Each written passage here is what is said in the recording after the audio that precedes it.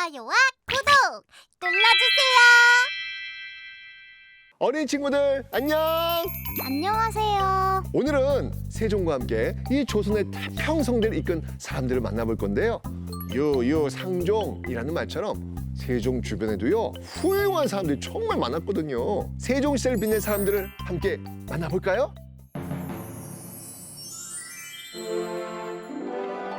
세종시대를 빛낸 사람들. 세종의 최고 파트너 황희. 세종의 옆엔 늘 이 사람이 있었습니다. 바로 황희.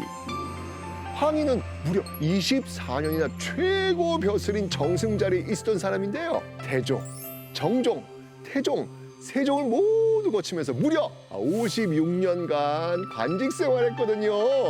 우와. 사실 황희 때문에 세종은 왕이 되지 못할 뻔도 했었어요. 응? 세종의 최고 파트너였다면서요? 태종이 세자를 첫째 아들 양령에서 이 충령으로 바꾸려고 했을 때 황희가 반대하고 나선 거예요. 세자를 바꿔서는 안 됩니다. 첫째 아들이 왕이 되어야 합니다. 세종은요 자신을 반대했던 황희를 다시 불러들였습니다. 혼내주려고요? 함께 일하려고요. 응? 그래서 세종이 대단한 왕이라는 거죠. 사람을 볼 때 능력을 중시했거든요. 황희에겐요 월등히 뛰어난 능력이 있었어요.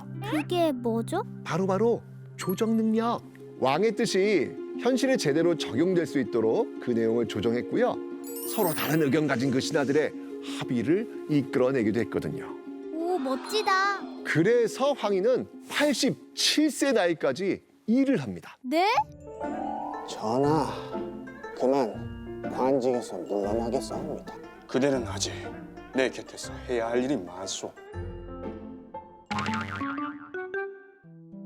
이제 제 나이가 많아도 너무 많이 되었습니다.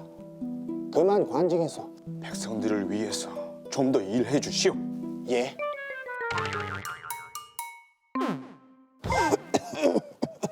이 신을 불쌍히 여기시오. 병이 생겼으면 마땅히 치료를 해야지. 내가 아주 용한 의원을 보내주겠소. 예. 신황이, 아니 되오. 영의정. 아니야. 세종은 신하가 열심히 할수록 백성의 삶이 나아진다고 믿었거든요. 신하들에게만 일을 시키는 건 아니었죠. 신하들보다 더 열심히 나란히를 챙겼습니다. 장영실과 함께 과학 전성기를 열다. 역사 퀴즈! 세종시대의 과학 분야 발명품은 몇 개나 될까요? 500개? 틀렸어요. 무려 5,000개! 네? 세종 이전까지만 해도 조선의 과학기술은 중국 명나라보다 뒤처져 있었거든요. 하지만 세종 즉위 후 상황이 달라집니다. 조선만의 창조적인 과학기술을 구축하게 된 것이지요. 조선의 과학 발전을 이끈 세종의 파트너가 있었으니 바로 과학자 장영실이었습니다.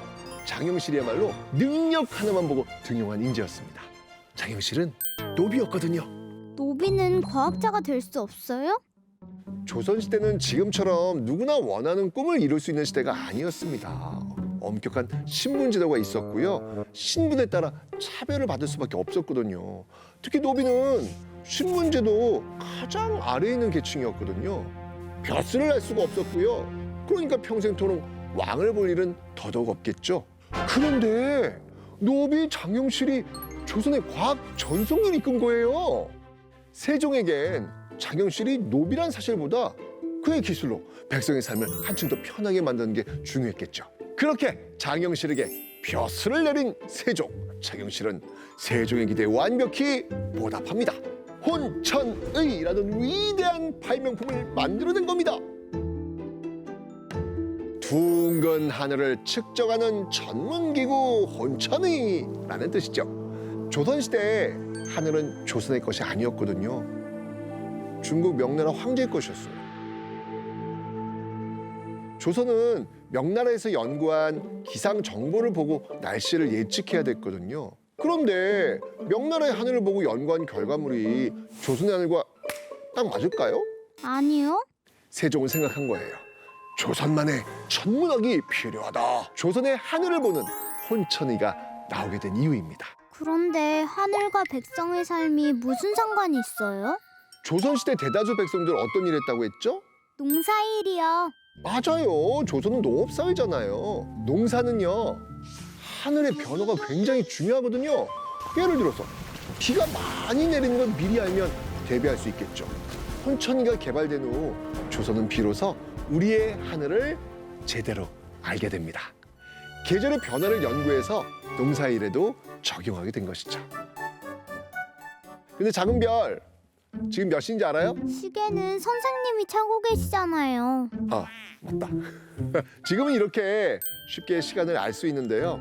조선시대는 시간을 아는 게 참 어려웠거든요. 그나마 있는 시계도 정확하지 않았죠. 그래서 세종은요, 백성을 위해 좀 더 정확한 시계를 만듭니다.